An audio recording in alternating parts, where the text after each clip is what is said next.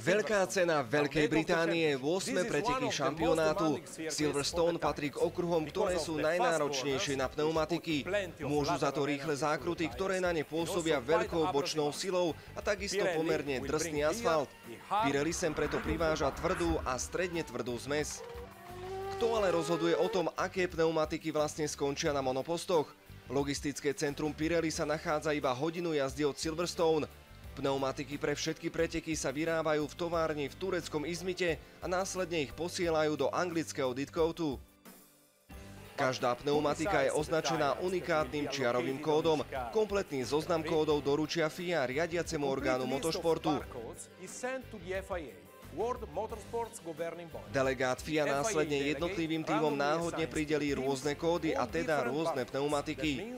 Pirelli sa tohto procesu vôbec nezúčastňuje, prebieha čisto v réžii federácie. V momente, ako dorazia na okruh, sú nasadené na ráfiky patriace jednotlivým tímom. Tento proces striktne dodržuje inštrukcie Medzinárodnej automobilovej federácie.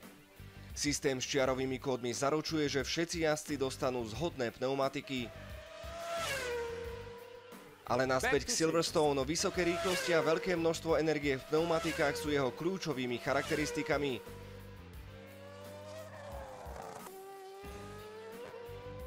V pomalších a technickejších sekciách trate je zase potrebná dobrá trakcia, a to najmä v oblastiach, v ktorých jazdec v jednom okamihu točí volantom a akceleruje.